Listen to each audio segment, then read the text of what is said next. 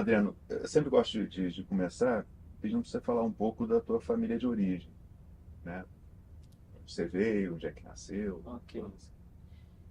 Eu nasci em 1965, em Londrina, no norte do Paraná, numa família italiana, uma família urbano-rural.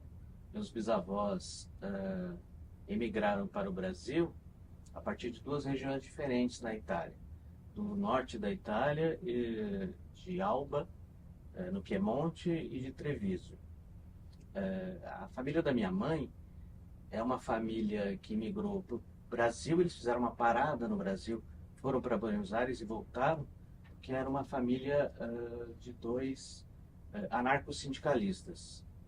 Uh, Meu tio bisavô, casado com a minha irmão da minha bisavó, ele se chamava Alessandro Cerchiai e era um editor, um militante do anarcossindicalismo. Ele foi editor de dois jornais, o Fanfula, o Spaghetto, e era muito importante na movimentação operária em São Paulo no início do século.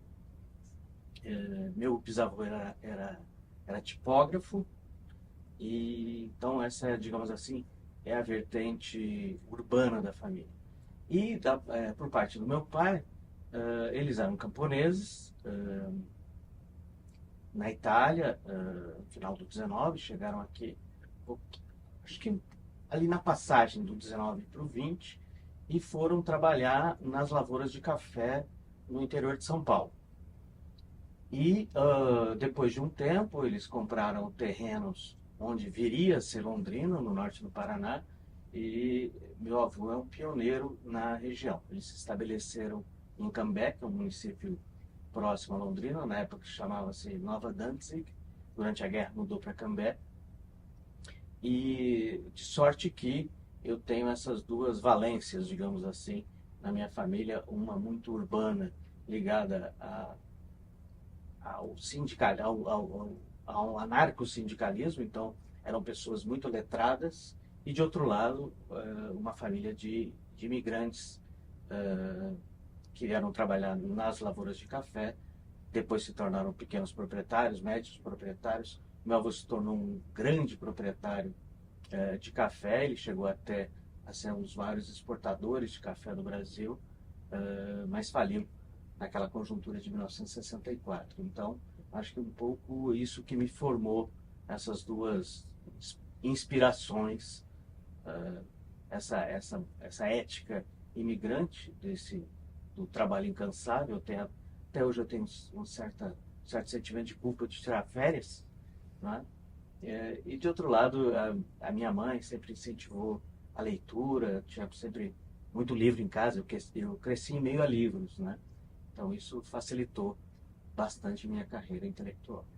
Você chegou a conhecer seus avós? Sim, meu avô, da parte de mãe, portanto dessa parte paulista ou paulistana, meu avô se tornou gerente de banco. Ele foi gerente do Banco Brasileiro de Descontos, hoje Bradesco, em todo o interior paulista. E nos anos 40 ele foi transferido para Cambé, no norte do Paraná. Meu avô e minha avó. Minha avó era a única, como se dizia na família, era a única brasileira na família. Minha avó por parte de mãe. Ela era de Minas Gerais, de Caconde, vinha de uma família muito pobre. Ela inclusive faleceu bastante cedo de doença de Chagas, para vocês terem uma ideia da precariedade do Brasil rural nos anos 20 e 30. E ela faleceu no começo dos anos 70. Eu era muito ligado a esse meu avô, que se interessava muito por matemática, ele era muito bom em cálculos. Naquela época, os gerentes de banco tinham que fazer os cálculos das contas correntes à mão. Ele se interessava muito por astronomia, ele era muito curioso. E, ao mesmo tempo, uma figura muito afetuosa. Então, nós, né, eu sou o primeiro de quatro filhos, é, nós três primeiros, a minha irmã mais nova é temporona, né? Nós três éramos muito ligados a esse avô materno. Já o meu avô paterno, meu avô e minha avó, tive menos contato, menos proximidade, né? Ele era um sujeito mais distante, mais sisudo, mais, enfim, não tive assim muita convivência com ele. Foi mais com a família da minha mãe mesmo. E teu pai e tua mãe? Meu pai e minha mãe, ambos fizeram curso superior.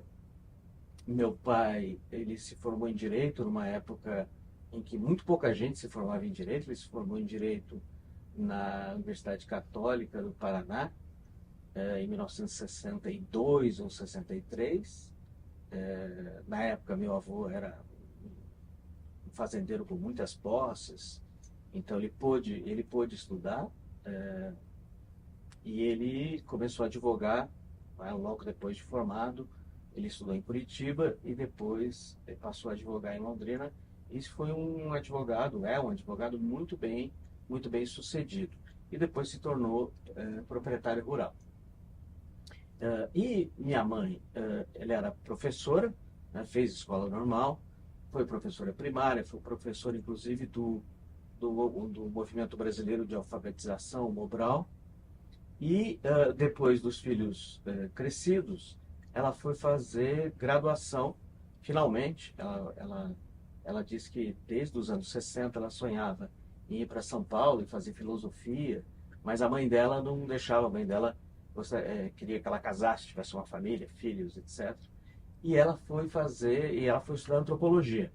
Então ela se formou, era antropóloga, mas ela não seguiu para pós-graduação, e depois ela desistiu dessa carreira, teve outros interesses, porque ela não conseguiu fazer pós-graduação, e ela achava que só da aula ela ia ficar repetindo autores.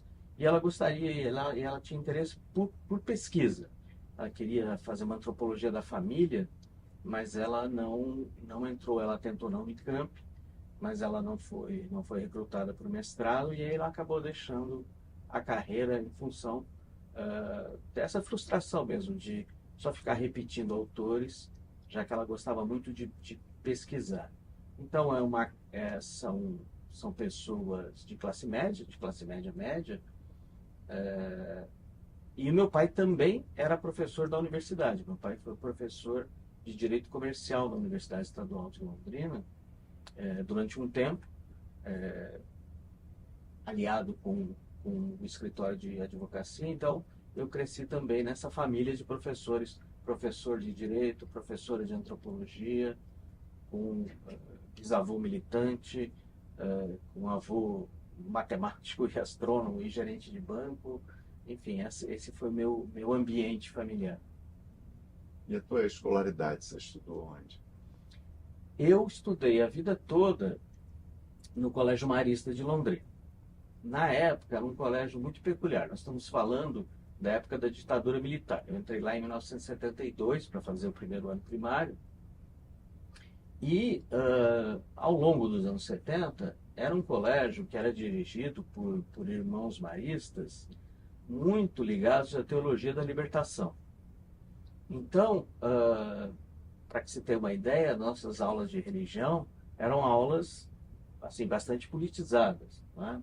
A gente aprendeu sobre a fuga dos hebreus do Egito através de um pequeno livro da editora Vozes, se não me engano, chamado Abrão e Sara, que comparava comparava esse evento religioso ao sem terra no Brasil. Era um colégio que, mesmo durante a ditadura militar, manteve grêmio estudantil. Nós tínhamos aula de filosofia, algumas aulas de filosofia, e era um colégio muito bom.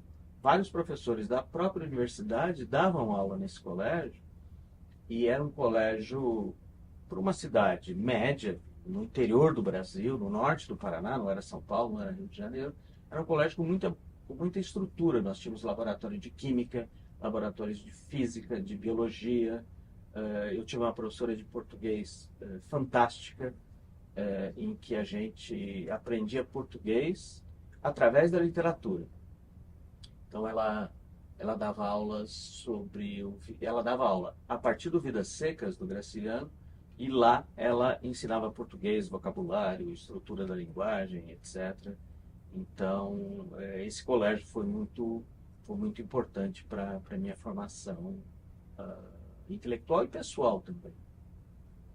Teu pai e tua mãe eram religiosos ou tinham alguma atuação política? Não, nem meu pai nem minha mãe nem eram religiosos. A minha mãe tem uma vertente mais mística, mas meu pai não. Mas era um bom colégio. Nós entramos no Colégio Marista porque era um bom colégio na cidade, ali nos anos 70, no norte do Paraná. E também não tinham nenhuma militância política ou atuação política. Londrina, na época, era uma cidade em que o MDB vencia as eleições. Então, era uma cidade oposicionista. Uma cidade de uma classe média muito grande, em que o partido da oposição à ditadura vencia as eleições. E eu cresci um pouco nesse ambiente da cidade toda, né? Hoje é uma cidade muito bolsonarista, mas na época era uma cidade MDBista, e eu cresci nesse ambiente que não era um ambiente politizado em casa, mas era um ambiente em que a gente ouvia sobre política no colégio. Eu, enfim, a partir dos 15 anos comecei a entender alguma coisa que se passava. Até os 14, meu interesse exclusivo era o futebol. Então, eu lia a revista Placar semanalmente, acompanhava tudo aquilo. E a partir dos meus 15 ou 16 anos, meus pais assinaram a Folha de São Paulo. Hoje, enfim, assinar um jornal de circulação nacional é uma coisa trivial. Inclusive, ninguém assina mais jornal. Mas na época eu passei a consumir a Folha de São Paulo e lia tanto o caderno cultural quanto o caderno político. E isso teve uma função bastante grande na minha politização. Embora eu nunca tenha gostado de fato de política, da política partidária, da política cotidiana, da política eleitoral. Nunca tenha de fato acompanhado isso. E nem na universidade militado na política. Acho que eu sempre fui mais um observador. Mas em 82 tem as eleições, né, para governador, novidade do ano. E em 83 você começa o curso na Unicamp de Ciências Sociais. Exato. E por que você se interessou em fazer Ciências Sociais, né? Eu acho que talvez por influência da minha mãe, que era antropóloga. Eu acho que por causa dessa politização precoce no colégio, enfim, ser um consumidor de cadernos culturais, de jornais, tinha uma... Enfim, eu era um consumidor de literatura também. Tinha uma coleção que me marcou muito. Eu sempre tentei recomprar essa coleção. Agora no Instagram apareceu para mim. Chamava-se Literatura Comentada. Era uma coleção da editora Abril. Teve 23 volumes sobre escritores brasileiros, escritores e escritoras brasileiras. E, além disso, na época a editora Abril lançou Os Pensadores, uma coleção de romances. Enfim, na verdade, eu fui para a Unicamp fazer Ciências Sociais porque eu queria entrar nesse mundo intelectual. Não foi exatamente pela ciência política, ou pela sociologia ou pela antropologia, mas o meu interesse era entrar nesse ambiente intelectual.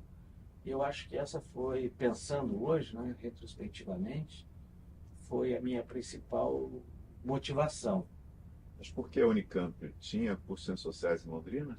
Tinha tanto na UEL quanto no Cesulon, que era uma faculdade privada, mas eu acho que eu lia muito sobre USP, sobre Unicamp, e eu achava que era uma boa universidade. Esse nome Unicamp era muito influente. Eu decidi começar a graduação por lá, e meus pais eram de classe média, então tinham condições de me manter. Era uma universidade muito elitista. Todos os cursos eram diurnos e integrais. Era impossível trabalhar. Não tinha, inclusive, curso noturno. Então, era uma universidade completamente diferente do que é hoje. Era Era uma universidade de jovens de classe média, média alta, às vezes média baixa, principalmente do interior de São Paulo. Esse era o perfil da Unicamp. E o curso? Perdão. Não, do curso mesmo, Ciências O cur- Sociais. Não sei.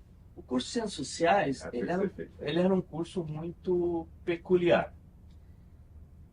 Nós tínhamos muitas disciplinas eletivas, então a gente tinha uma carreira de sociologia, antropologia e ciência política, mas a gente tinha muitas disciplinas eletivas em que a gente mesmo ia formando o nosso currículo. E a gente podia fazer eletivas em qualquer curso da universidade. Como eu não tinha um interesse muito definido desde o início, eu acabei fazendo grego, acabei fazendo latim, acabei fazendo teoria literária, acabei fazendo filosofia da ciência.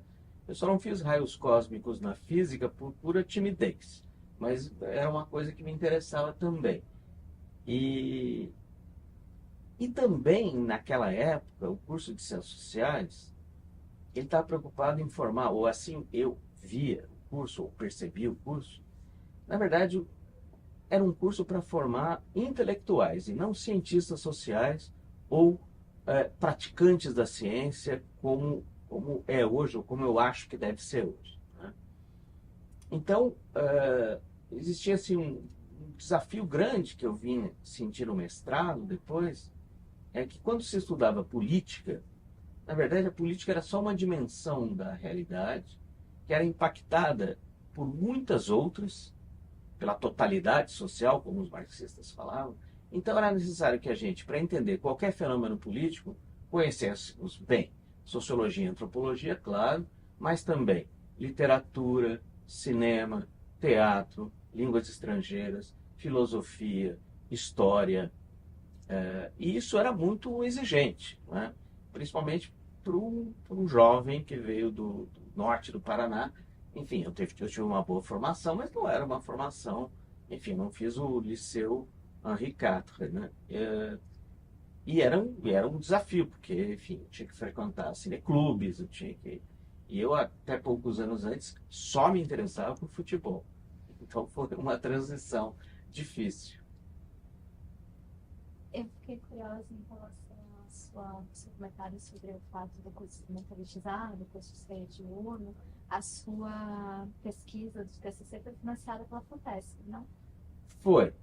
Ao longo do tempo, também era uma universidade muito peculiar, um curso muito peculiar. A gente tinha poucas aulas expositivas.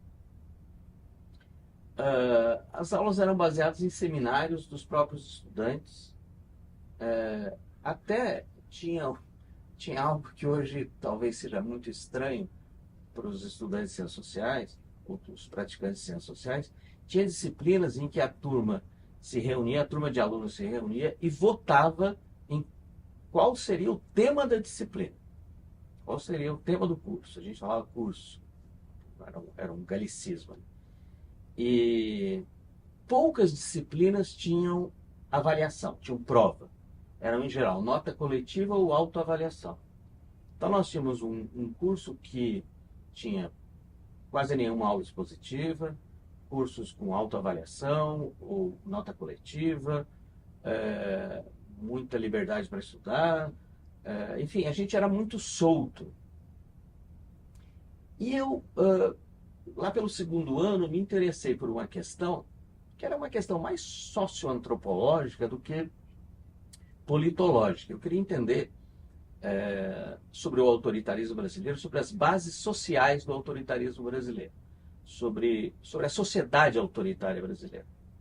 E eu acabei procurando um professor da área de ciência política, que foi o Caio Navarro de Toledo. Ele era, na época, um intelectual bastante influente. Ele tinha escrito um livro sobre o ISEB, Fábrica de Ideologias, tinha escrito um livro sobre 64, um livrinho da coleção Primeiros Passos. Foi uma coleção muito influente. Primeiros Passos e Tudo é História, da Brasiliense.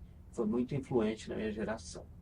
E aí o Caio me atendeu e eu expliquei para ele que eu queria entender sobre o autoritarismo brasileiro. Aí ele falou: olha, esse conceito de autoritarismo é um conceito muito liberal, eu prefiro ditadura militar. Por que você não faz, então, uma pesquisa sobre os conceitos?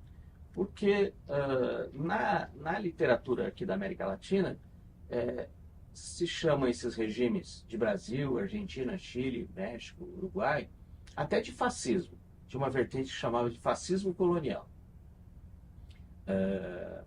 Então eram regimes muito regressivos, e aí existia assim uma indeterminação conceitual. E eu acabei fazendo uma iniciação científica financiada pela FAPESP, creio que por 2 anos, que foi uma revisão de literatura, uma grande revisão de literatura sobre o conceito de autoritarismo pelos autores latino-americanos.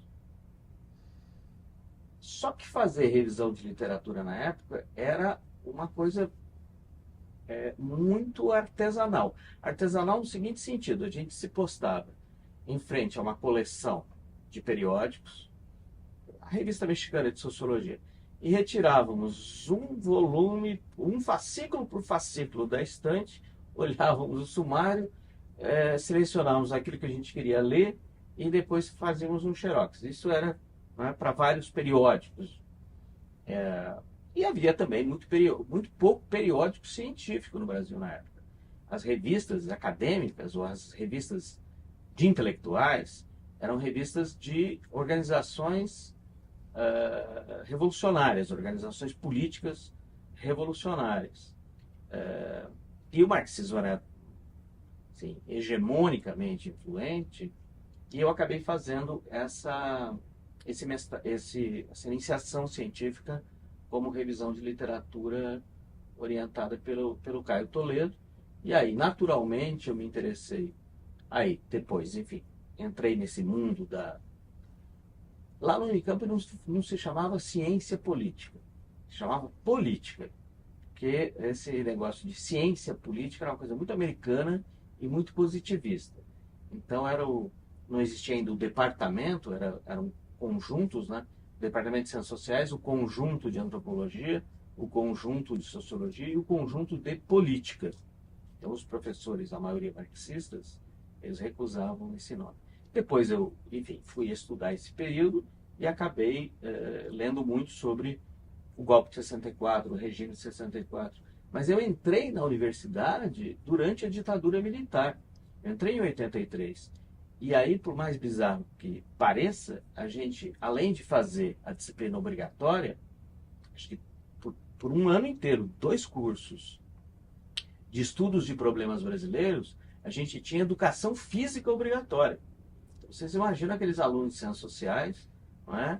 De manhã vestidos, né, de hippies, à tarde eles tinham que colocar uma camiseta branca e um calção preto e correr em volta das quadras. E diziam, eu nunca fui conferir isso, que os professores de educação física eram militares. E eles tinham uma implicância muito grande com os estudantes de ciências sociais. Então eu imagino que às vezes a gente dava a volta num lago na Unicamp, eu imagino que a gente dava a volta mais comprida, ou várias voltas, em relação aos outros cursos de graduação. Você emendou direto para o mestrado? Eu fui direto para o mestrado, entrei muito cedo no mestrado.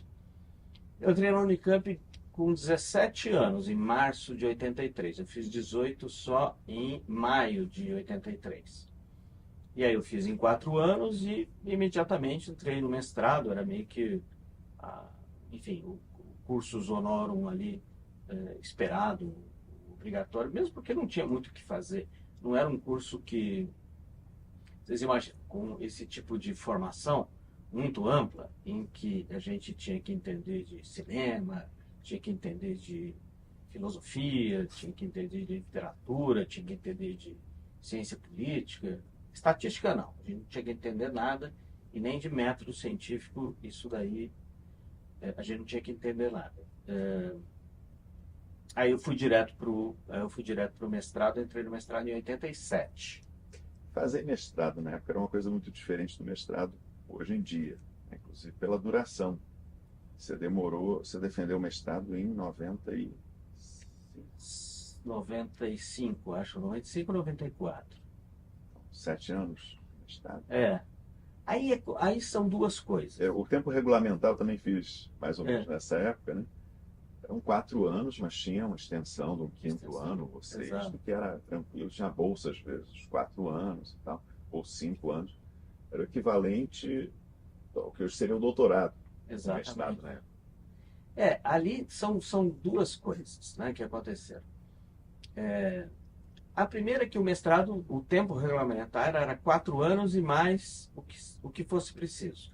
De tal maneira que a gente fazia 2 anos apenas de disciplinas. Ao final do segundo ano que a gente fazia o projeto de pesquisa. E aí a gente teria 2 anos para desenvolver aquele projeto. Hoje, a discussão é reduzir o mestrado para 1 ano. Já foi reduzido de 4 para 2 e agora será reduzido para 1. Eu não sabia muito bem o que eu ia fazer e eu apresentei ao final do segundo ano, o meu orientador foi o Décio Sais, no mestrado, e eu apresentei um projeto sobre o Conselho de Segurança Nacional. E era um projeto, eu ainda tenho o projeto, não era mais datilografado, mas enfim, era em computador, mas era bem precário. E o projeto, ele tinha 47 páginas. Ou seja, não tinha método algum, não tinha direção alguma aquele negócio. E também o orientador demorava muito tempo para dar resposta. Eu me lembro que a gente marcava, e o orientador marcava, a gente entregava o texto, o projeto, né? Aquilo que a gente chamaria de projeto. Ele demorava de 3 a 4 meses para dar uma resposta. Então era outro time as coisas. E por que o Décio Sais? Você tinha tido aula com ele? Eu tinha tido aula com ele, ele era um dos poucos professores que de fato ele dava aula expositiva, sentado, lendo lá, uma aula à francesa, né? Como no Collège de France, assim. Ele levava a aula escrita e lia a aula em voz alta e interpretava aquele papel dele lá. E ele foi um excelente professor. Eu fiz com ele Teoria do Estado 1 e Teoria do Estado 2. Ele foi um excelente professor e ele foi um professor muito influente ali na Unicamp na segunda metade, primeira e segunda metade dos anos 80, até a primeira metade dos anos 90, quando ele se aposentou. E aí eu fui fazer com ele, e aí 4 meses depois, que ele me deu o retorno desse projeto de 47 páginas, em espaço 1, ele falou, olha, isso aqui não tem condições. Isso aqui não tem condições porque não tem nada original aqui. Você tem que fazer a gente falava tese de mestrado na época, né, Celso? Você tem que fazer uma tese original. O mestrado é a sua carta de apresentação à comunidade acadêmica. Então, o que você propõe aqui é mais ou menos sabido. Você tem que ir atrás de um tema que ninguém tenha feito, ninguém tenha estudado, uma coisa, enfim, disruptiva, nós diríamos hoje. E, enfim, eu tinha 20 e poucos anos, eu fiquei muito apavorado, né? Como é que eu ia arrumar como é que eu ia conseguir arrumar um tema original? Mais ou menos na mesma época, eu fui aluno, quem dava um curso de metodologia para o mestrado, era o Luciano Martins. Luciano Martins, o grande sociólogo político, que tinha escrito Pouvoir et Développement Économique, que era um livro que eu achava fabuloso sobre industrialização no Brasil. Foi a sua tese de doutorado de Estado na França em 74. E aí, enfim, conversando ali, o Luciano Martins, ele não tinha paciência nenhuma conosco. Porque, enfim, ele já era um intelectual muito conhecido, ele era um sujeito muito importante, e a gente vinha com aquele negócio de marxismo e pulantes, e ele realmente ele se irritava demais com a gente. E a gente, como a gente não tinha método algum, e a gente queria fazer a gente era muito perdido. E ele falava, defina esse termo, recorte o objeto. E ele era bastante autoritário, né? Quer dizer, nós vimos ele como autoritário. Hoje eu entendo o lado dele, e de fato a gente era muito amador. E ele falou assim, olha, que você não vai estudar o Conselho de Desenvolvimento Econômico? Porque quando eu escrevi o meu livro sobre 64, que era o Estado e Burocracia no Brasil pós-64, falando com o Delfim Neto, ele me contou sobre o Conselho Monetário Nacional, das reuniões do Conselho Monetário Nacional, e me contou que quando o Geisel chegou, ele centralizou tudo no CDE, mas não tem estudo sobre o CDE. Por que você não vai estudar isso? Pode ser, né? Eu estava atrás de um negócio para ser muito original, para escrever uma coisa muito diferente. E aí foi aí que eu fui estudar o Conselho de Desenvolvimento Econômico, fui estudar política econômica da ditadura militar, que isso sim, era uma coisa absolutamente inédita, original, etc. E eu demorei bastante também por uma outra condição de saúde. Eu tenho uma doença autoimune que se chama doença celíaca, que é uma intolerância muito grave ao glúten. Só que eu não sabia disso, eu só descobri, só fui diagnosticado, eu tinha 42 anos. Isso. Foi em 2007. Eu nasci com isso em 65 e sempre tive muitas dores de estômago, sempre passei muito mal e tinha dois efeitos que eram muito paralisantes. Eu tinha uma depressão endógena, que é uma depressão não por causas externas, mas química, decorrente dessa doença, e tinha um outro efeito dessa doença, que era uma hiperfadiga. Então eu conseguia trabalhar, mas não tanto. E não conseguia também me concentrar, porque eu tinha dor 24 horas por dia. Uma dor assim muito grande de estômago. Então, isso também atrasou demais a minha carreira. Eu demorei muito tempo para fazer o mestrado, muito tempo para fazer o doutorado, até ser diagnosticado. Uma vez diagnosticado disso, o tratamento é simplesmente não comer mais glúten. Eu deixei de comer glúten e escrevi o meu doutorado em 11 meses. Mas eu demorei muito também porque, enfim, tinha essa doença. E aí eu tinha, ao final do terceiro ano, mais ou menos, tinha achado um assunto, só que eu tinha que escrever uma coisa inédita sobre esse assunto, sobre o CDE. E aí eu fui a Brasília atrás dos documentos, porque também era uma outra ciência social, muito baseada em pesquisa arquivística e documental.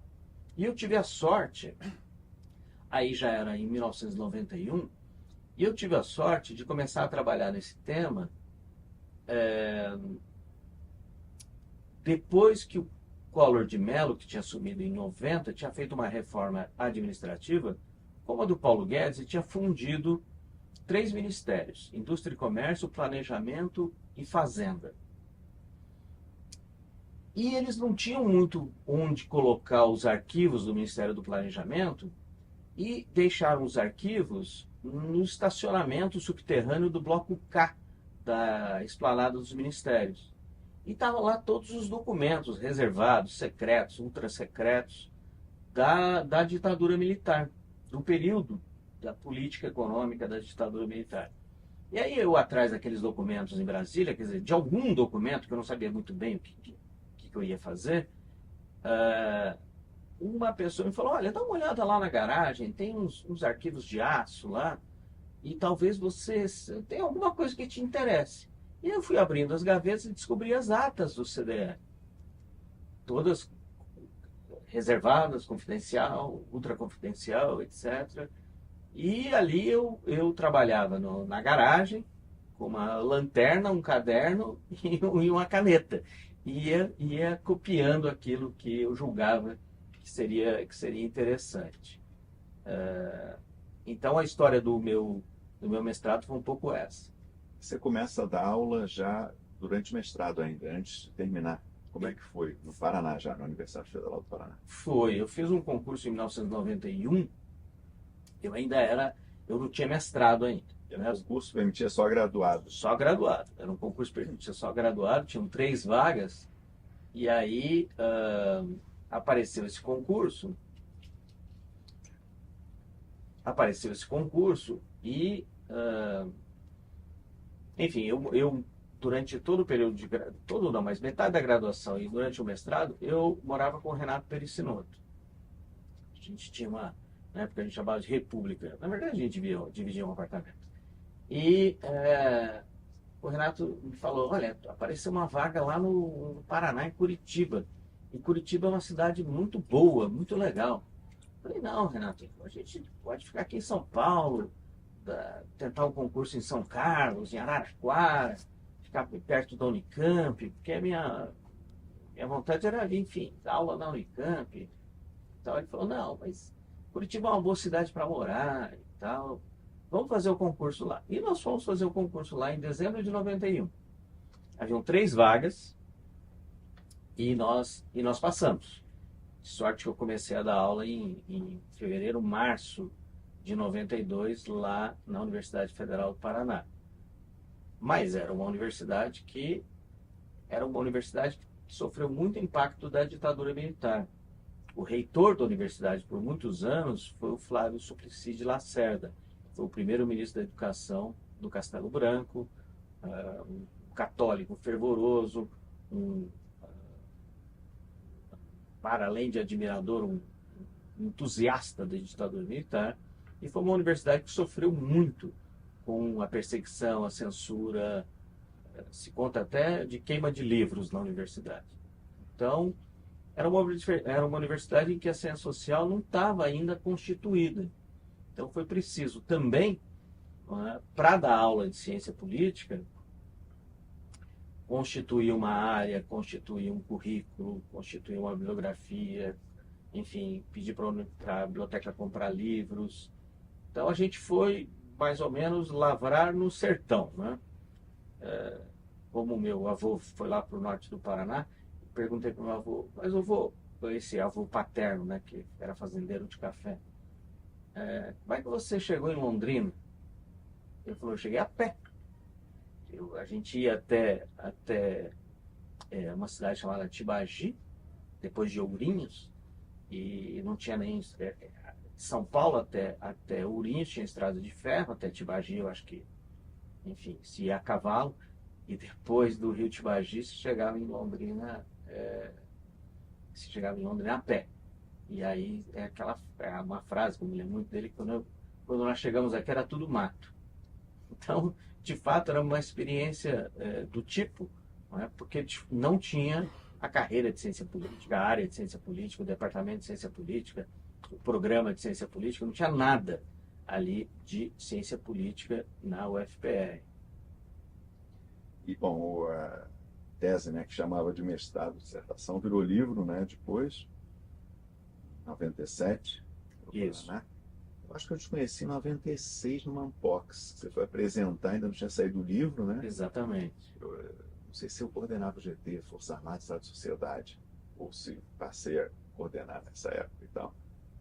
E eu me lembro de você apresentando o teu trabalho, né? A gente tinha recebido o arquivo do Gás, depois entrevista, era já né? Nessa época, né? Foi nessa época. A tese de mestrado, né, a dissertação, ganhou o prêmio Ampox e aí se tornou livro.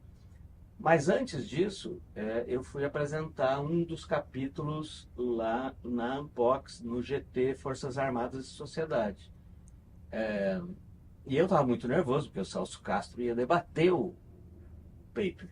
Né? E era um paper também, enfim, era outro tipo de redação científica. Era um paper de 47 páginas. Então eu me lembro o Celso comentando assim, olha, tudo bem, muito interessante, mas isso aqui é muito longo, né? Podia ser metade. Eu não me lembro, desculpa. Você foi malvado na época. Podia ser metade. Eu era muito jovem e tal. E o Celso Castro já tinha fama. Então, e era muito difícil apresentar na Ampox. Era uma outra Ampox. Era uma Ampox bastante elitista. Acho que eram 8 trabalhos que eram escolhidos. Uma coisa assim. E aí eu fui apresentar o capítulo 2, que era um capítulo sobre o Conselho de Desenvolvimento Econômico, sobre a dinâmica interna do Conselho. Eu fui apresentar e no ano seguinte, ou naquele ano, a dissertação ganhou o prêmio da Ampox e no ano seguinte virou livro, que é um livro que saiu pela UCITEC, é uma dissertação de mestrado também, de 300 e tantas páginas, sobre a política econômica da ditadura. Doutorado você já faz, aí já tem essa grande mudança, né? Eu entrei no mestrado em 87, terminei rápido, 89, meu doutorado, né? Então peguei bem essa fase que o mestrado ainda era uma grande, equivalente a um doutorado hoje, pelo menos. Mas o doutorado já era uma coisa mais rápida, já estava começando a ter bolsa sanduíche, né? Tinha uma outra dinâmica. Mudou muito, né? Dos anos 80 para 90, o que era fazer uma pós-graduação. Mas o teu doutorado, você entra quando? O doutorado, eu entrei, deixa eu tentar me lembrar, eu entrei acho que em 98, entrei na USP, entrei em 98 na USP para fazer o doutorado. Ia fazer um doutorado com o Boris Fausto, porque eu era muito ligado à história, frequentava a Associação Brasileira de Pesquisadores em História Econômica, apresentava meus trabalhos na ANPU, não existia a BCP ainda, né? Quer dizer, a BCP estava sendo recriada. E de fato a gente não fazia muito ciência política tal como a gente faz hoje, né? Aí eu entrei em 98 na USP para fazer o doutorado, mas me foi indicado um outro orientador, que não o Boris Fausto, mas uma exigência era que se morasse em São Paulo. Então tinha que morar em São Paulo, porque a minha ideia era continuar dando aula, eu não tinha licença ali na UFPR, da UFPR, para poder fazer o doutorado. E aí eu viajava, né? Viajava à noite e tal, pegava o ônibus convencional em Curitiba, viajava a noite toda, chegava na USP às 7 da manhã, esperava a aula começar, fazia a aula e ia embora. Mas, naquele momento, não era possível fazer isso. Eu me lembro até que a Maria Hermínia Tavares de Almeida me chamou lá no gabinete dela e falou assim, ó, você tem que se mudar para São Paulo, porque essa é uma exigência aqui. E aí, enfim, para mim era impossível isso, e aí eu decidi então voltar para a Unicamp. Porque na Unicamp eu era mais conhecido, então eu julgava que teria mais maleabilidade. E de fato, aí eu acabei entrando na Unicamp em 99, para fazer o doutorado na Unicamp. Você chegou a fazer disciplinas na USP? Cheguei a fazer uma disciplina de teoria política com Gabriel Kohn. Era na época em que a gente estava lendo o John Rawls, livro sobre justiça. Só tinha em inglês e tal, era um desafio. E o Gabriel Kohn, ele era muito irreverente. Eu me lembro que, na época, enfim, a aula dele era muito, muito brilhante e tal, mas ele inventava algumas referências bibliográficas e escrevia as referências assim, de gaiatice mesmo, né? Journal of Marsupial Studies, uma coisa assim, né? E aí todo mundo ia atrás daquela referência e tal. É uma lembrança que eu tenho. Eu fiz essa disciplina viajando, mas depois, no segundo semestre, já eu não fiquei na USP porque tinha que morar lá. Qual era a diferença da USP para a Unicamp na época? Clima intelectual, espaço de convivência, A Unicamp era... A Unicamp tinha muito mais, digamos assim, influência do marxismo. Tá? Acho que na USP estavam começando os estudos legislativos. Você se via como marxista? Tá? Eu me via... teve um colega meu que um outro perguntou, você é marxista? Você falou, eu estou estudando ainda. Eu me via assim mais ou menos como esse colega, eu estou estudando ainda. Mas eu tive muita influência, eu tive 3 professores muito marcantes na graduação e no mestrado, que foram a Evelina Dagnino, o Décio Sais e o Armando Boito Júnior. Os 3 eram marxistas, o Décio e o Armando, marxistas estruturalistas digamos assim, da confissão althuseriana. E a Evelina gramsciana. E na Unicamp tinham todas as famílias, Lukácsiano, gramsciano, althuseriano, etc. E eu fui muito influenciado por isso. Durante o mestrado, fiz um famoso, quer dizer, fiz o tradicional grupo de leitura do Capital, etc. Então, na Unicamp era mais a minha casa, eu tinha feito o mestrado e a graduação, e pude fazer viajando. Pude fazer os créditos viajando. Viajei durante 1 ano e meio para fazer os créditos. Mas aí também, aí já fui fazer o doutorado com o Décio Sais, mas aí também essa condição de saúde me impediu, porque a minha ideia era, então, fiz o mestrado, demorei muito, vou fazer o doutorado mais rápido. Mas aí também a minha condição de saúde com a doença celíaca piorou bastante no começo dos anos 2000, e aí eu tive muita dificuldade de trabalhar, de me concentrar, etc. Passei a fazer vários tratamentos paliativos, porque eu não sabia que era, na verdade, apenas um glúten. Então acabei demorando muito. Mas aí fui estudar Estado Novo. Fui estudar outra ditadura. Me interessava muito a questão da representação de interesses em regimes ditatoriais.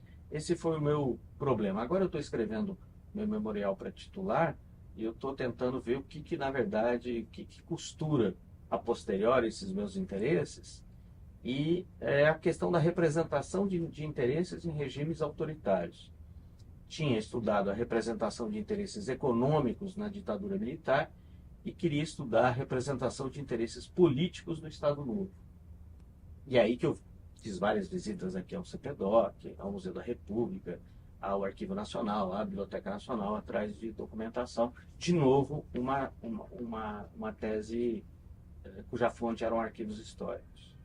Lá no Paraná, professor já, ainda antes de acabar o mestrado, você e o Renato também, né, começam essa área de sociologia política e política, né? Tem a revista Sociologia e Política, e tem um núcleo de pesquisa em sociologia política brasileira.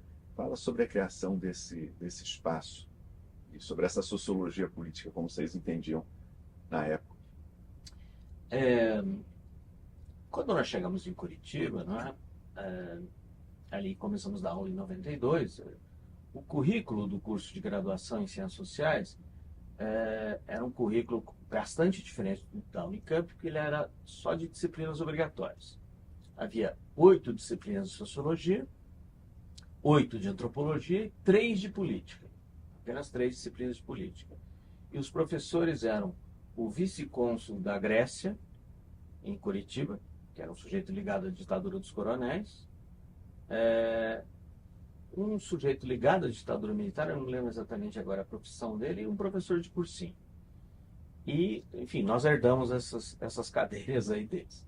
E aí, a primeira tentativa de criar uma área de ciência política foi fazer uma reforma no currículo. Claro, isso é sempre difícil, né? Porque enfrenta conflito com os colegas, etc. Mas aí a gente fez uma reforma no currículo, eu fiquei encarregado de fazer essa reforma no currículo. E o Renato Perissinoto teve a ideia de fazer uma revista acadêmica. Só que a gente não tinha a menor ideia do que era uma revista acadêmica. A gente conhecia, na verdade, dois periódicos influenciaram a sociologia e política. Que foi a New Left Review, que a gente imaginava uma revista também de esquerda, também combativa, e Actes de la Recherche, que era uma revista de pesquisa de confissão burguesiana. Então, ela teve essa dupla influência. E aí, o Renato falou, olha, vamos fazer uma revista também, né? Então a gente começou fazendo uma reforma no currículo, fazendo uma revista e criando um núcleo de estudos e passando a recrutar alunos de iniciação científica. Isso antes de eu terminar o mestrado. O Renato era já mestre e tinha escrito uma tese de mestrado que tinha virado livro, Classes Dominantes e alguma coisa na República Velha.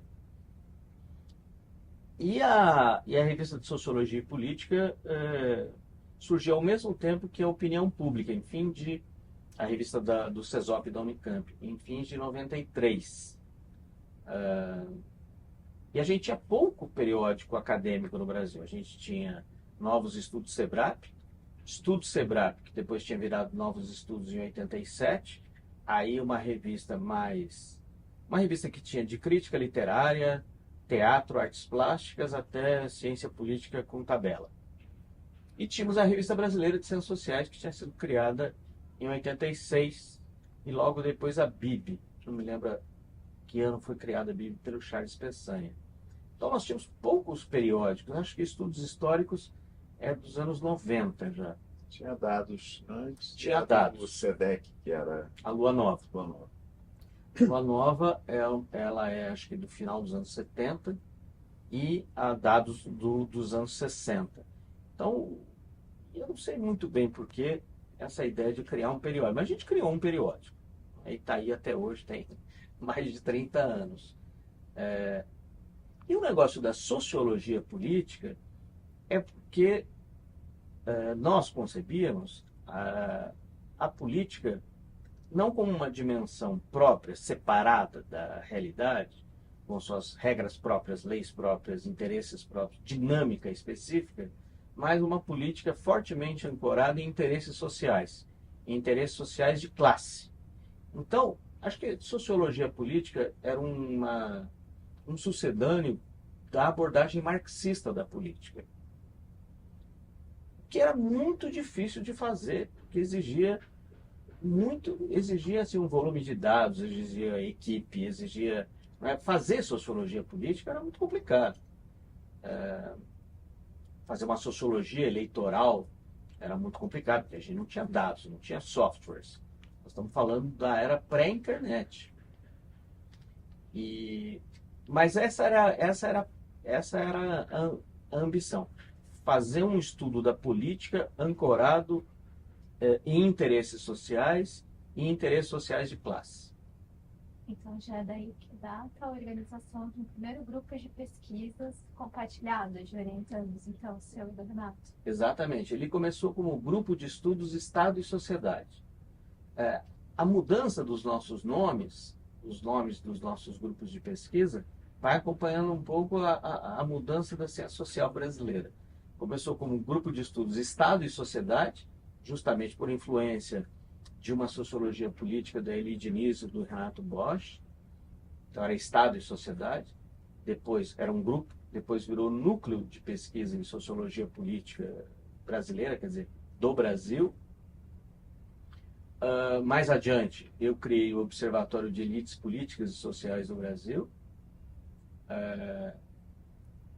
E agora o Instituto Nacional de Ciência e Tecnologia, Representação e Legitimidade Democrática. Então,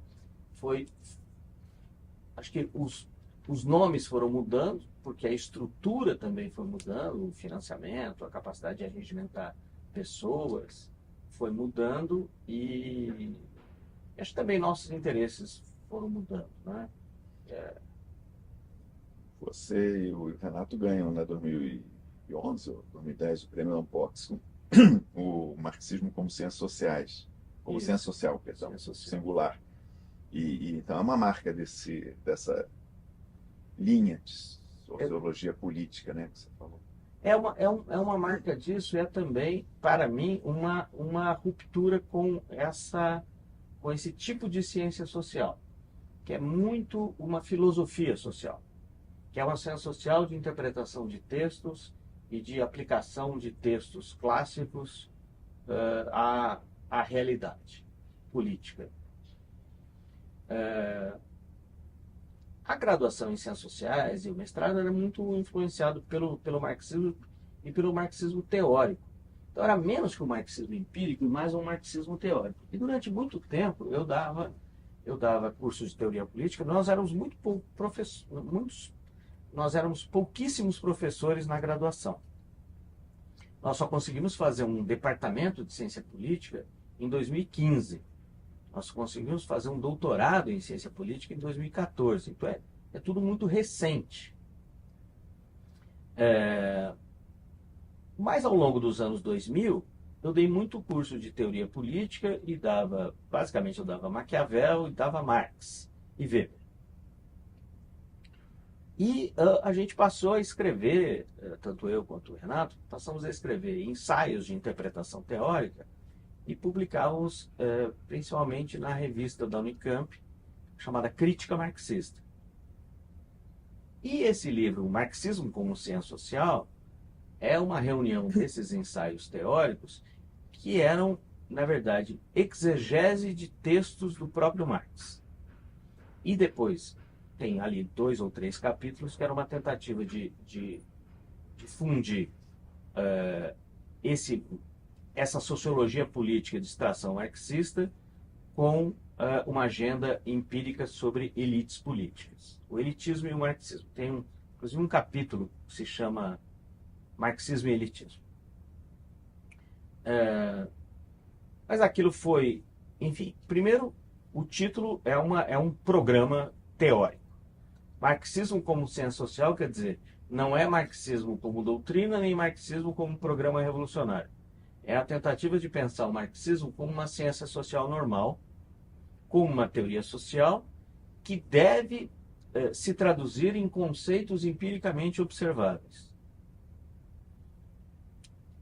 Apesar do livro ter sido premiado na Unbox, eu tenho certeza que ele desagradou todos os marxistas que já me falaram e foi ignorado pelos não marxistas que não têm o menor interesse na ciência política sobre o marxismo, que hoje, se a gente fizer um estudo cientométrico, eu tenho certeza que a gente não vai encontrar uma citação do Marx nos papers da BCP. Nesse período dos anos 90 e a primeira década, com quem que vocês tinham contato, ou se tinham contato, né? Ou na própria universidade, ou fora da universidade, no Brasil, ou fora do Brasil, com quem que vocês dialogavam? Ou não? Eram muito mais isolados? Como é que você vê essa inserção no mundo acadêmico? Eu acho que a gente era bastante isolado. Quer dizer, o nosso contato com o mundo acadêmico brasileiro vinha através da Revista de Sociologia e Política, porque ela rapidamente se tornou um periódico profissionalizado, um periódico que aí eu me tornei editor do periódico, até hoje eu sou editor. Só no período que eu fiquei na CAPES eu não estive à frente. 5 anos que eu fiquei na CAPES, mas antes eu fiquei e agora de novo. E era um periódico que aí eu passei a estudar esse negócio de editoração científica. E aí eu fui deixando essa influência da New Left Review e da Acte de la Recherche e fui caminhando para uma ciência política mais empírica, uma revista mais empírica. Não chegou a ser American Political Science Review, mas o objetivo era esse. E a gente tinha um contato com o mundo acadêmico exterior através da revista, mas era também um momento em que a gente se comunicava. Primeiro a revista começou por carta mesmo, né? A gente recebia os pareceres por correio, depois por e-mail, né? Então o contato era menos frequente com o Rio, com São Paulo. A gente tinha um contato maior com a Unicamp e um pouquinho com a USP. E um contato com o exterior com alguns sociólogos políticos da Argentina, de extração burguesiana. Mas a gente tinha uma tarefa muito, muito grande e muito absorvente, que era constituir uma ciência política lá onde a gente trabalhava. Então a gente ficou muito absorvido pela tarefa de construção institucional. Em 2009, o Renato liderou a criação do mestrado, depois em 2014 do doutorado, em 2015 a gente fez o departamento. O programa, hoje é um programa nota 6, a muito custo, porque nós somos o menor departamento de toda a UFPR.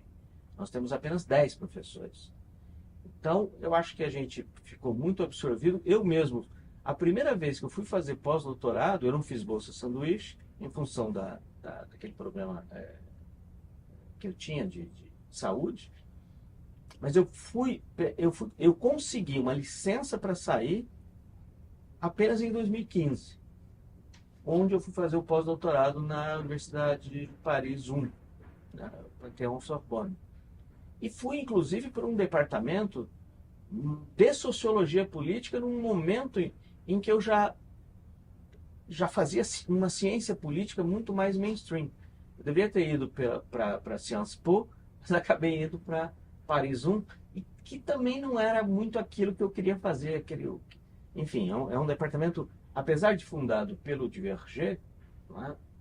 é um departamento de sociologia política, ou majoritariamente de sociologia política, que era uma coisa que não me interessava mais.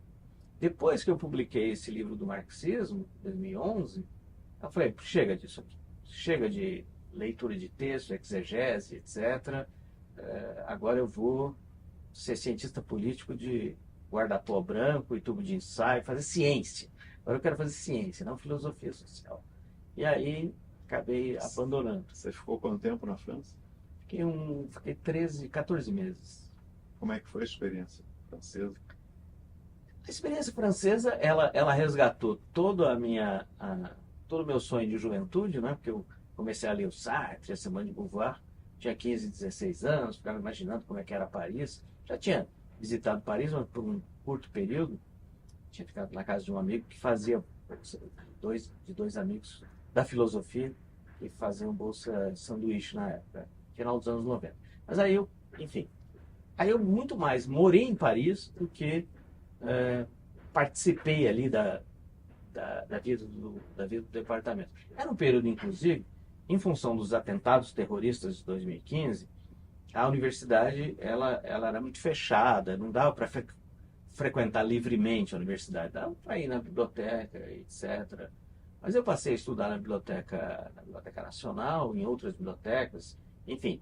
Ir à biblioteca em Paris é um programa em si, porque é uma biblioteca mais bacana que a outra, né? Então eu ia fazer um tour pelas bibliotecas, estudava de manhã, ia aos museus à tarde. Então foi mais uma vivência, assim, daquele intelectual que eu gostaria de ter sido aos 16 anos, né? Esse intelectual completo, que sabe de cinema, de literatura, de música dodecafônica, de política, de sociologia, de antropologia, do que exatamente um estágio intelectual. Eu hoje, quer dizer, talvez ano que vem eu volte, talvez eu vá para a Sciences Po ou algo assim.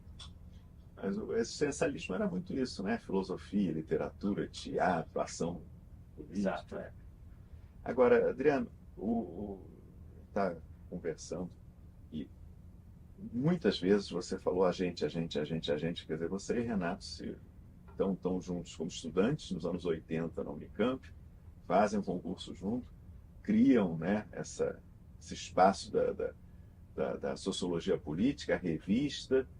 Está falando de uma parceria de 40 anos. 40 anos. Que é muito raro no mundo acadêmico. As pessoas viram, às vezes, né, colaboradores inimigos mortais e tal. Qual é a receita de uma colaboração tão longa, institucional, acadêmica? Eu acho que... E ontem vocês estavam aqui na palestra no CPDOC, né? Exatamente. Também juntos no NCT. Quer dizer. Eu acho que o Renato tem um temperamento... Tinha, né? Agora que ele está ficando velho, ele está ficando mais intolerante. Ele sempre teve um temperamento muito tolerante, etc. E eu acho que existe muita afinidade intelectual, muita afinidade pessoal e também respeito pelas posições. O Renato é muito mais de esquerda que eu. O Renato é um lulista, um petista. Mas eu voto na social-democracia trabalhista brasileira. O Renato tem hoje interesses muito diferentes dos meus. Ele, inclusive, escreveu um livro sobre métodos qualitativos. Eu estou estudei durante os últimos 10 anos bastante estatística. Estou criando na UFPR um Instituto de Ciências Sociais Computacionais. Então, estou realizando a fantasia de ser cientista. E ele escreveu um livro sobre industrialização do Brasil. Eu vou escrever um livro sobre classe política, uma abordagem muito quantitativa. Eu acho que, enfim, cada um de nós faz um pedaço da coisa e existe um grande respeito mútuo. Você mencionou também a experiência da CAPES, né? 5 anos você foi, se não me engano, 18 a 22, coordenador adjunto, né, da área de Ciências Políticas e Relações Internacionais. E depois também Defesa Nacional, né? Juntaram a defesa. Isso. Como é que foi essa experiência aí como coordenador, você também, enfim, avaliando, né, programas e... Foi, enfim, uma experiência muito rica, muito cansativa, muito desgastante, mas muito rica. Em 2017, que foi 17, eu me candidatei a coordenador de área e para disputar, por incentivo de colegas, né? Para disputar, acabei não tendo os votos necessários de todos os programas. Depois eu vi a planilha, eu tive 22 votos. É uma lista, né? Uma lista tríplice. Eu tive 22 votos e o Luiz Fernandes teve 33 votos. Foi o candidato de Relações Internacionais. Lá na Ciência Política nós éramos em 4 ou 5 candidatos diferentes. E por gestão dos meus colegas aqui do IESP, o João Feres, o Fabiano Santos, o Luiz, enfim, a ideia era que existisse uma divisão, um compartilhamento entre relações internacionais e ciência política, e o Luiz perguntou, quem é aquele cara lá do Paraná e tal, né, que eu nunca ouvi falar? E o João Feres e o Fabiano falaram, não, pode chamar para adjunto acadêmico, que o cara vai te ajudar, né? E eu era meio que o cara que fazia as contas lá na CAPES, né? Foi uma experiência muito cansativa, porque na CAPES a gente faz tudo. Faz planilha, faz relatório, faz parecer. É muito difícil. Eu não tinha ideia que, se tornando coordenador adjunto de área, a gente, por exemplo, tem que relatar processos. Então, digamos que lá em Goiás se cria um mestrado em latim antigo. Você recebe o processo, você tem que relatar esse processo se o programa pode ou não. Então você tem que ler o documento da área, você tem que fazer a conta se tem professores suficientes, se os professores têm um número de iniciações científicas suficientes para criar. Então, e a gente recebia 4 ou 5 ao mês disso, além da área. E nós estávamos num processo de mudança da avaliação, de uma avaliação quantitativa para uma avaliação qualitativa. Isso em pleno governo Bolsonaro. Então, uma crise de financiamento muito grande, passaram 4 presidentes da CAPES, pela CAPES nesse período. Então, assim, era muito absorvente, muito cansativo, muitas reuniões. Eu vim muito ao Rio de Janeiro, a gente fazia reuniões aqui na Escola de Guerra Naval, porque o coordenador adjunto da área acadêmica era o William Moreira, professor aqui da EGN. Então, nós nos reuníamos, o Luiz Fernandes, eu e o William, aqui na EGN, e passávamos o dia todo falando sobre métricas, ficha, como mudar para uma avaliação qualitativa. Agora, o comitê tinha Ciência Política, Relações Internacionais e Defesa Nacional que entrou. E políticas públicas. Políticas públicas, claro. Claro. Como é que era a relação? Porque são, vamos dizer, submundos acadêmicos com distinções e culturas institucionais muito diferentes. Eu entrei lá com a cabeça muito fechada. Eu entrei lá com a cabeça que a avaliação dos programas deveria estar baseada em artigos científicos de periódicos A1, cujos periódicos estavam indexados na Scopus, que era isso que valia. Só que, enfim, quando a gente começa a olhar não só os dados, mas olhar o Brasil, a área tinha, hoje tem 70 programas, na nossa época chegou a 60. É muito diferente. Defesa, política pública, RI, ciência política, enfim, o Brasil é muito grande, muito desigual, os programas têm idades diferentes, histórias diferentes. E eu aprendi, de fato, eu aprendi muito a olhar o Brasil. Claro que a CAPES tem essa concepção estadonovista, que é uma avaliação, ao mesmo tempo, uma ficha, um instrumento para o Brasil inteiro, vamos uniformizar. Tá? Mas olhando a coisa de dentro, eu desenvolvi uma sensibilidade muito grande para as diferenças e como os programas devem ser avaliados pelo que eles fazem de melhor. Essa é, inclusive, a orientação da CAPES. Mas, sob direção do Luiz Fernandes, aliás, uma excelente direção, aprendi muito com o Luiz. O Luiz era um coordenador de área com um currículo muito maior do que a área, porque ele tinha coordenado a Copa do Mundo, coordenado as Olimpíadas, tinha sido diretor da FAPERJ e presidente da FINEP. E ele estava lá como coordenador de área. Então, ele dava a direção geral e eu e o William tentávamos metrificar a coisa. E a gente conseguiu fazer uma ficha muito grande, complexa, trabalhosa, mas mais qualitativa que quantitativa. Quer dizer, na verdade, quase inteiramente qualitativa. Qualitativa numérica, quer dizer, se avalia a qualidade, dá um número e faz a hierarquia pela nota, né, pelo número dos vários itens.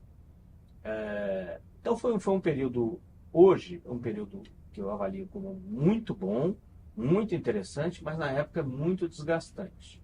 Na avaliação a gente envolveu 101 consultores. E depois, no final ali, eram 18 consultores, 6 para a área de mestrados e doutorados profissionais, 12 para a área de acadêmicos, e trabalhando num sistema online. Durante a pandemia, não tinha reunião presencial, ali os mecanismos da CAPES não funcionavam muito bem para os dados, o programa da CAPES, ali, o software da CAPES não estava adequado para o tipo de ficha que a gente tinha feito. Então foi muito complicado, mas no final eu acho que deu certo, mas é muito absorvente, muito. Nessa experiência, outras pessoas que eu entrevistei tinham muita experiência de visitar os programas e tal, mas você está falando da pandemia, né? Pandemia e do governo Bolsonaro.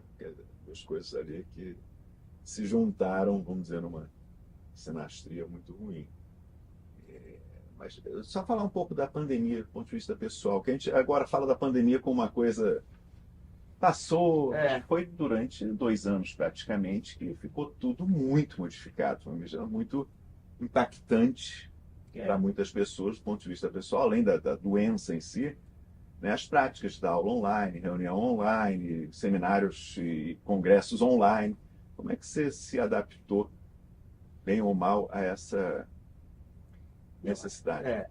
Eu me adaptei facilmente e rapidamente, porque eu tinha muita estrutura, né? Eu moro num apartamento, Curitiba, toda estrutura, internet rápida, computador bom, sou professor universitário, tenho todo o tempo do mundo.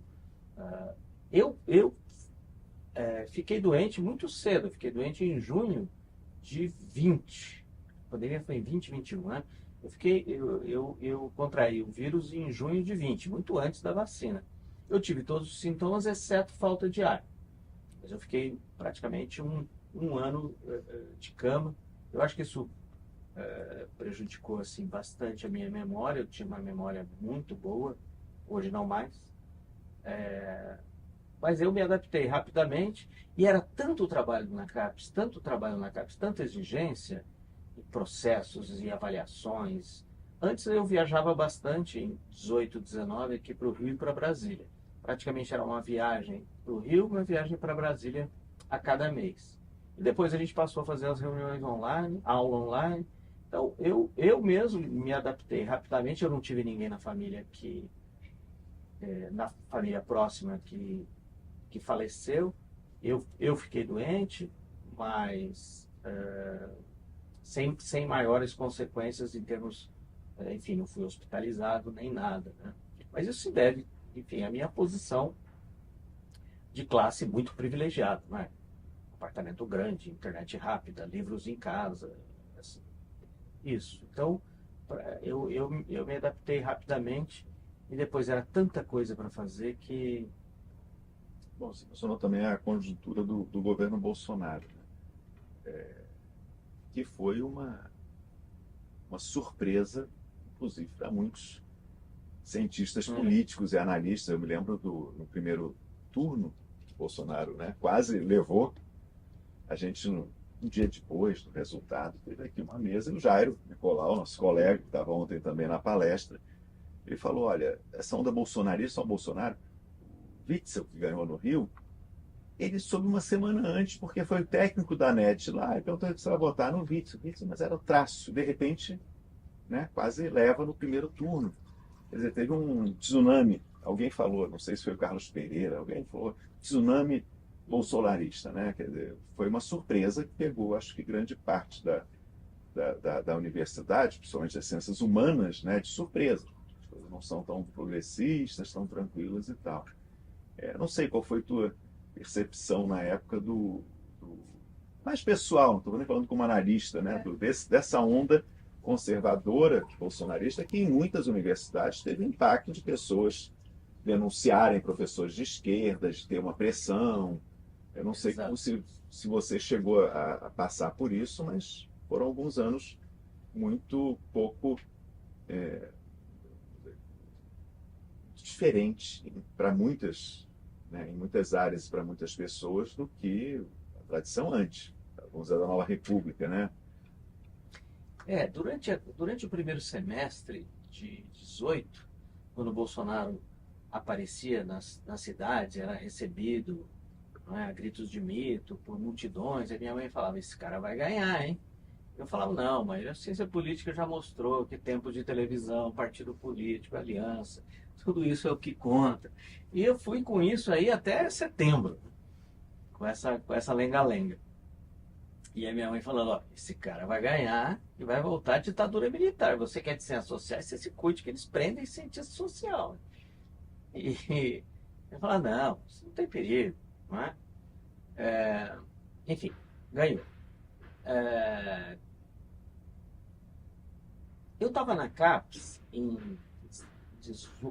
ele tomou posse em 19, né? Eu estava na CAPES em 19, e aí teve uma reunião com o presidente da CAPES, mais ou menos em maio, junho.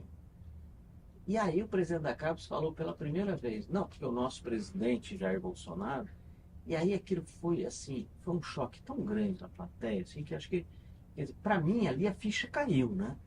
Aí a ficha caiu que o cara era um representante do governo Bolsonaro e tinha as prioridades do governo Bolsonaro para a agência de pós-graduação no Brasil. Teve vários ministros da educação, né? Não ficavam. Eu já até escolhido que não tomou posse, teve um, enfim. Exatamente. Acharam o látis dele, que ele tinha mentido no látis, etc. Então a gente tinha aquele clima de perseguição, né? A gente teve inclusive pressões de um grupo das Forças Armadas para que a gente abrisse um programa de mestrado, né? Porque me parece que existe um mestrado, entre aspas, das Forças Armadas. Talvez você saiba isso melhor que eu. Que não é um mestrado reconhecido pela CAPES, mas é um título que se chama mestrado. O sistema militar de ensino, ele tem por lei autonomia. Eles podem chamar de mestrado, doutorado, o que quiserem, isso não é regulado pelo Ministério da Educação. Mas eu costumava dizer que eles queriam dizer para eles que queriam o melhor de dois mundos. Eles queriam fazer o que quisessem, mas queriam que tivesse O nome. Equivalência ao reconhecimento, enfim, Exato. valesse, por exemplo, fazer um concurso público, eu sou doutor, que podia ser o que eles dissessem. Isso, algumas vezes eu falei, mas aí as Forças Armadas começaram a criar, e eu fui colaborador da ECM, que me pediram, antes não tinha sido, porque criaram o primeiro programa e submeteram a CAPES. E submeter para os militares um sentido, né, de submissão, no sentido de, sei lá, se inferiorizar diante dos civis e tal. Mas foram programas de mestrados e doutorados depois que foram criados na ECM, na Escola de Guerra Naval, na Força Aérea, que continuavam, vamos dizer, coexistindo com esse sistema antigo. Eu não sei hoje, porque eu já me afastei disso, mas que as pessoas podiam requerer. Eu fiz, então, a ECM equivalente a um doutorado, e dava uma declaração que vale para o sistema militar de ensino, né? É mais ou menos... Então, essas grandes escolas militares estão todas no sistema CAPES. Então, submeteram a PCN, passaram por foram criados com chancela da CAPES, passam por avaliação, como os outros programas. Alguns são profissionais, alguns programas profissionais, outros acadêmicos. Tudo certo. Mas teve um episódio em que parece que o Bolsonaro recebeu um diploma lá de mestre. E aí o Bolsonaro, agora eu sou mestre, não sei nem o que e tal. E aí o assessor falou, não, mas os civis não reconhecem isso. Você é mestre no sistema militar. Eu acho que ele recebeu, foi a conclusão da ESAO, que ele não terminou, estava terminando quando saiu do Exército. Então, mas disseram que valia, que ele tinha recebido e que era, nesse sistema militar, ESAO é mestrado e semi-doutorado. Isso. Talvez seja isso. Talvez seja isso, eu não sei muito bem. E aí parece que ele ficou muito indignado de saber que não era um mestrado tal como nós reconhecemos. E aí houve pressões para reconhecer esses outros títulos como mestrado e doutorado. Então esse foi um episódio assim que nós passamos na CAPES, mas que foi resolvido assim magistralmente, diplomaticamente, pelo Luiz Fernandes, que negociou que ele submetesse ao APCM. Então, o Luiz tem uma experiência política muito grande e conduziu isso muito bem. Agora, que o impacto maior nem foi do governo Bolsonaro sobre a avaliação, sobre o nosso trabalho na CAPES, mas do Ministério Público Federal, que suspendeu a avaliação. Se não me engano, um programa de pós-graduação em Direito aqui da UF entrou com um processo para dizer que não podia mudar a ficha no meio do quadriênio, porque muda muito, né, a ficha de avaliação de um período para o outro, e muda sem avisar os programas. E aí parece que teve uma questão aí interna na área de Direito, e aí o coordenador e vice, que são 2 procuradores federais, entraram com uma ação para suspender a avaliação e questionar a mudança na ficha. Então, isso sim foi uma dificuldade. A avaliação ficou suspensa 3 ou 4 meses. Enfim. O governo Bolsonaro teve o efeito de perseguição, exposição, ideologização, mas ali na CAPES, claro, ali se cogitou inclusive fundir a CAPES com o CNPq, criar uma outra agência. Do nosso ponto de vista, a gente não teve interferência ideológica, exceto esse episódio do mestrado militar. Mas a gente conseguiu trabalhar ali na CAPES sem grande pressão, a não ser essas do ambiente do país. O ambiente do país era muito ruim para as universidades. Mas a gente tinha uma missão ali que era avaliar 60 programas de pós-graduação e a gente procurou cumprir. E da CAPES é para... E dado esse contexto, pareceu então que era um momento estratégico com essa experiência acumulada do tempo na CAPES. Com essa experiência conjuntural, propor um Instituto Nacional de Ciência e Tecnologia sobre representação de legitimidade democrática, que foi a primeira da ciência política, né? Foi a marca para... Há três INCTs da ciência política em funcionamento, que são de editais passados. Um do edital de 2010, se não me engano, outros do edital de 2014. Existe um INCT liderado pelo Leonardo Avritzer, sediado na UFMG. Ele é anterior? Ele é anterior, ele é de 2014, se não me engano, sobre democracia. Tem um INCT liderado pelo Renato Bosch, que é sobre desenvolvimento econômico, tá na economia e na ciência política. E tem um INCT sobre Estados Unidos, que é liderado pelo Sebastião Cruz, que foi meu orientador de doutorado. O governo Bolsonaro, eu não sei como nem porquê, lançou um edital para INCTs em julho, agosto de 22. E aí sim foi o nosso INCT, Representação e Legitimidade Democrática, naquele momento, o da ciência política que ganhou. Ganhou um de antropologia, que é sobre antropologia e futebol, na Federal de Santa Catarina, um de sociologia da violência, na Federal do Ceará, e o nosso, sediado ali na UFPR, sobre a crise da democracia no Brasil. 22. Em 22, em dezembro de 22. E aí você emendou já praticamente presidente da Unpox. Foi. Então, a experiência Unpox, como é que você se tornou presidente, como é que foi? Né? Semana passada tivemos lá na Unicamp o encontro anual, né, da Unpox. Unpox, então, eu acho que a Unpox chegou a um bom termo para gerir a sucessão. Né? A cada 2 anos, cada uma das associações de área indica quem será o presidente ou a presidente e essa pessoa vai ter que fazer a diretoria respeitando a proporcionalidade entre sociologia, antropologia e ciência política. Em meados de 22, se não me engano, não, acho que no primeiro semestre de 22, eu fui consultado pela presidente da ABCP, a Luciana Veiga, que havia sido minha colega na UFPR. Ela ficou 10 anos na UFPR. Ela está aqui agora na Escola de Comunicação. Ela está aqui agora, exatamente. Nós temos até uma parceria aqui com a escola e o INCT. E aí, eu me lembro que ela me consultou se eu aceitava a indicação da ABCP para a presidência da Unpox. Eu falei, não, nem mais sou cientista social, quero ser cientista político, né, só de regressão e tabela. Né? E falei, acho que não, depois é um cargo muito grande e tal. Ela falou, não, mas enfim, tentou me convencer disso. E aí nós fomos conversando durante o final do primeiro semestre de 22, e aí eu falei o seguinte, olha, eu vou aqui estabelecer três condições. Se elas forem cumpridas, eu topo, esperando que, né, elas não fossem cumpridas.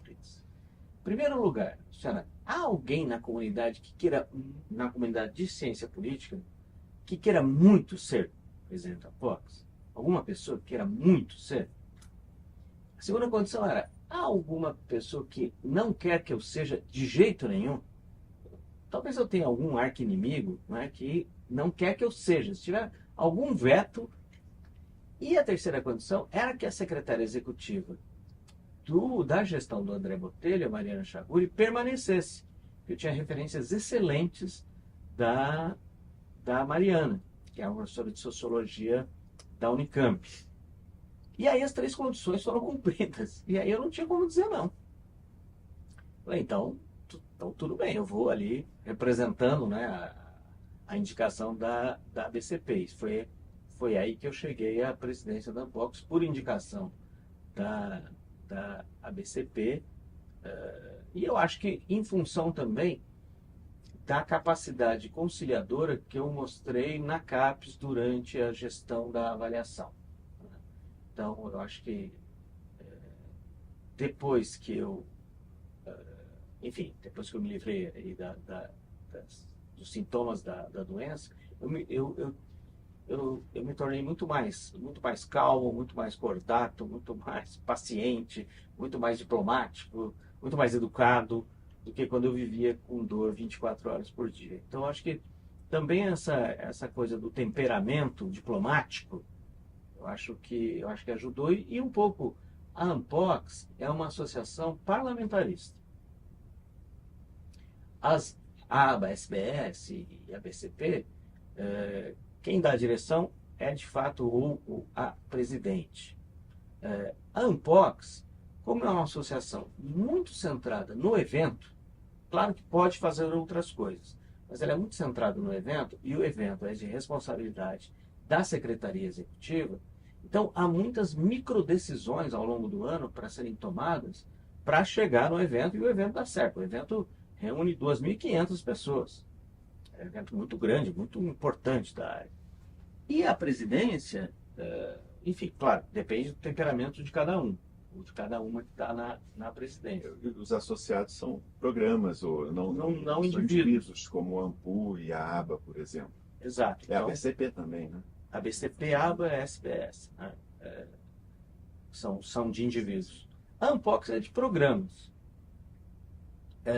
Então, a presidência tem uma função mais de algodão entre cristais. É uma função muito mais de promover assim, a harmonia entre as 3 áreas do que exatamente de liderar a associação para algum lugar. Como eu, segundo ali os meus colegas da Unbox, gosto muito de dados, aí nós desenvolvemos algumas políticas relacionadas a mais políticas internas na Unbox, de, enfim, continuar uma ideia um projeto que tinha sido começado pelo André Botelho, o presidente anterior, de uma biblioteca virtual de papers, chamada Charles, em homenagem ao Charles Peçanha, que tem disponível atualmente 13 mil papers, desde o primeiro apresentado até o atual, o último paper apresentado no encontro de 24. Desenvolvemos também uma pesquisa sobre financiamento da Fundação Ford, sobre cientistas sociais no mercado de trabalho, que é algo que me interessa muito. Essa pesquisa já não foi ideia minha, ela já estava meio que programada, porque foi feita uma pesquisa sobre cientistas sociais na academia, e a ideia era fazer uma pesquisa sobre cientistas sociais que estão no mercado. Nós tivemos uma taxa de resposta ao Web Survey de quase 4 mil pessoas, então também a pesquisa está disponível. Desenvolvemos também uma memória histórica da Unbox, um arquivo em termos de participação das pessoas, um hot site que vai ser lançado, visando agora os 50 anos, né? Daqui a 2 anos a Unbox faz 50 anos. Então, eu acho que foi digamos, essa característica diplomática que me levou à Unbox, e depois eu tentei ali ser muito diplomático na presidência, enfim, promovendo as 3 áreas, né?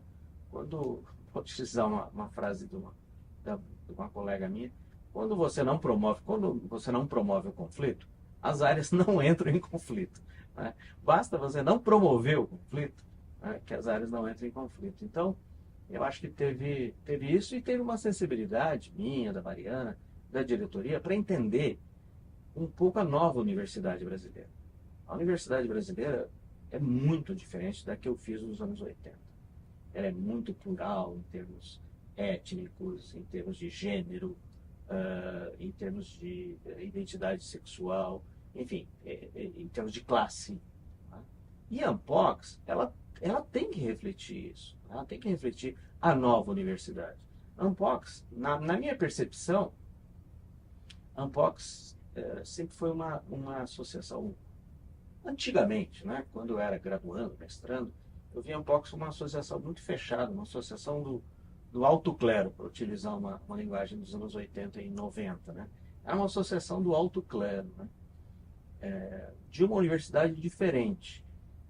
E olhando para a demografia da Unbox hoje, a gente vê muita gente jovem, e muita gente de várias extrações sociais, e eu acho que a Unbox, o que a gente procurou fazer foi manter um clima acolhedor, e também taxas de inscrição compatíveis com estudantes, né? Mas manter um clima acolhedor para a nova universidade brasileira e para esse perfil do curso de Ciências Sociais que mudou muito.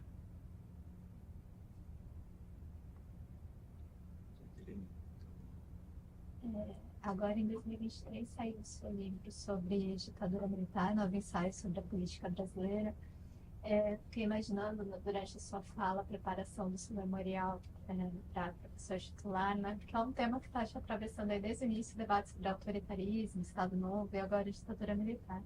Algo que a gente não perguntou antes, que eu fiquei curiosa, se te pareceu em algum momento que lá atrás, no início, na sua iniciação científica sobre o tema do autoritarismo, depois do Estado Novo, havia alguma censura, havia algum ambiente intelectual desafiador para trabalhar o tema? Porque, de certa forma, quando o seu livro é lançado agora, de novo, estamos num período em que o debate é muito quente sobre isso, né?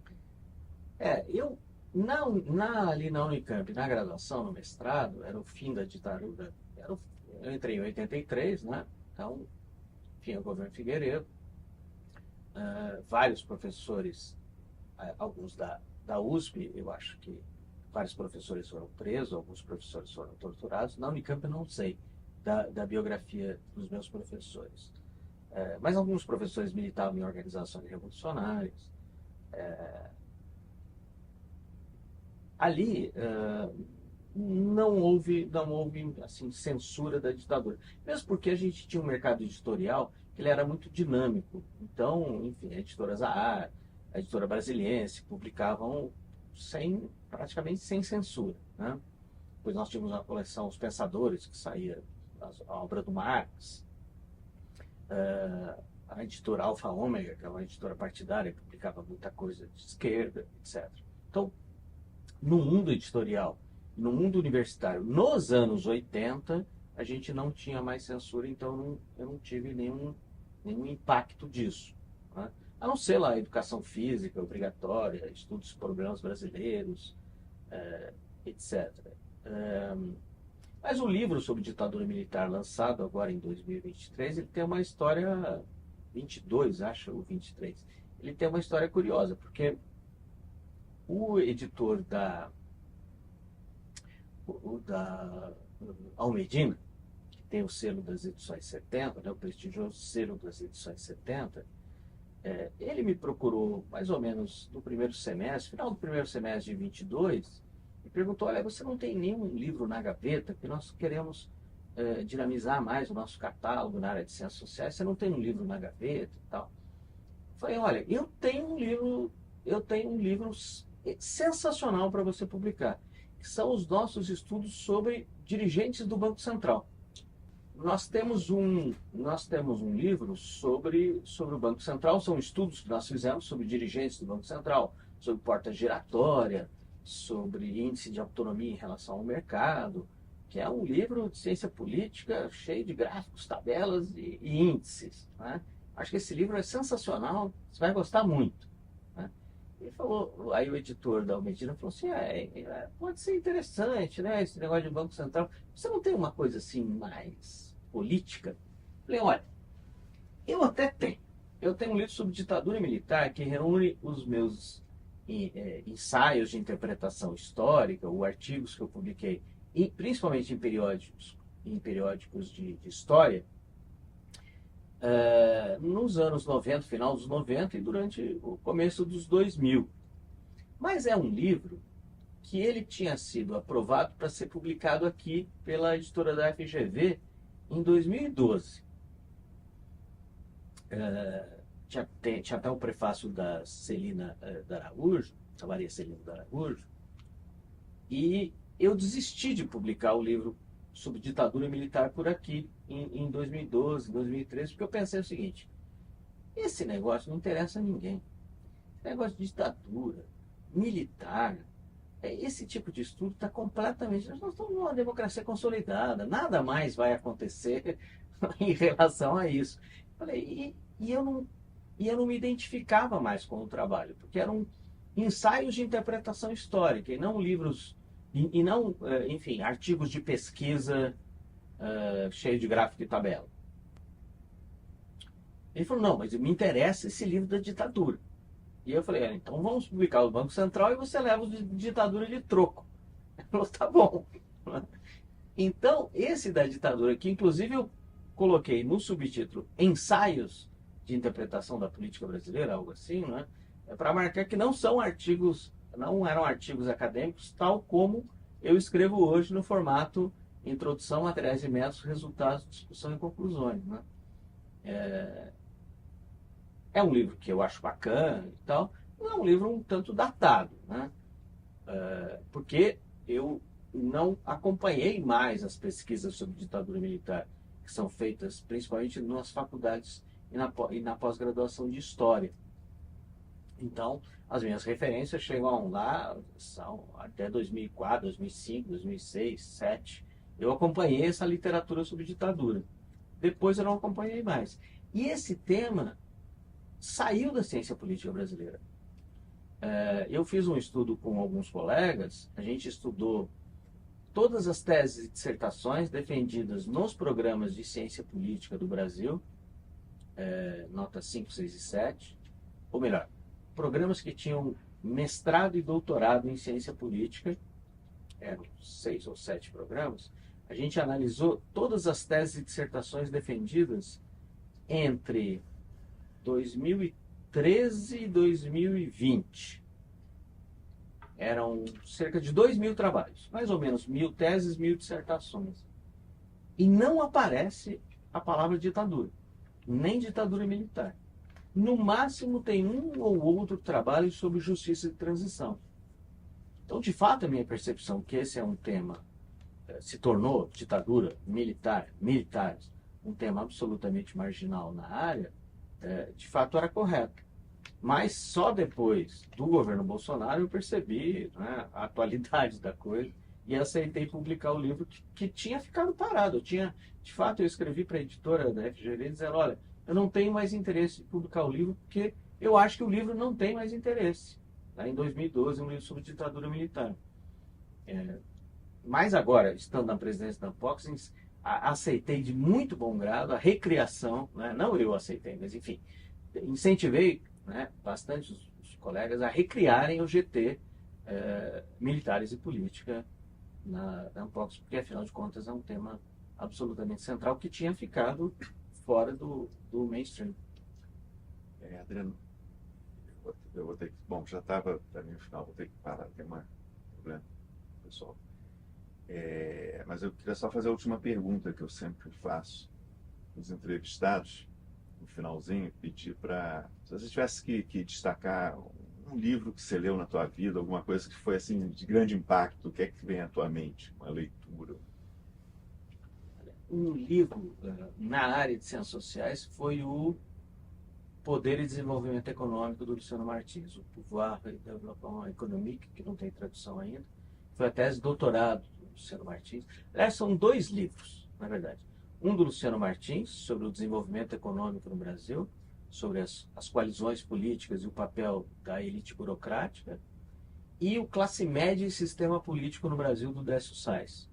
Esse eu acho que são 2 livros sobre a política brasileira dos anos 30 aos 60, que foram fundamentais na minha formação e nos meus interesses. Hoje a gente não lê mais, quer dizer, na nossa área a gente lê muito mais artigos em periódicos, artigos que estão saindo agora em 2024, mas retrospectivamente eu acho que esses 2 livros, o Classe Média e Sistema Político no Brasil, do Décio, que foi a tese de doutorado de 3º ciclo dele, orientada pelo Alain Touraine, na França, e o Poder e Desenvolvimento Econômico do Luciano Martins, doutorado de Estado, defendida na Paris 5, René Descartes. Esses foram 2 livros muito importantes ali na minha graduação, mestrado e início do doutorado. Acho que esses livros são fundamentais para entender esse período 30 a 64. Tudo bem? Bom, então, só resta agradecer de novo a tua colaboração com o projeto. Foi uma ótima entrevista e... Obrigado.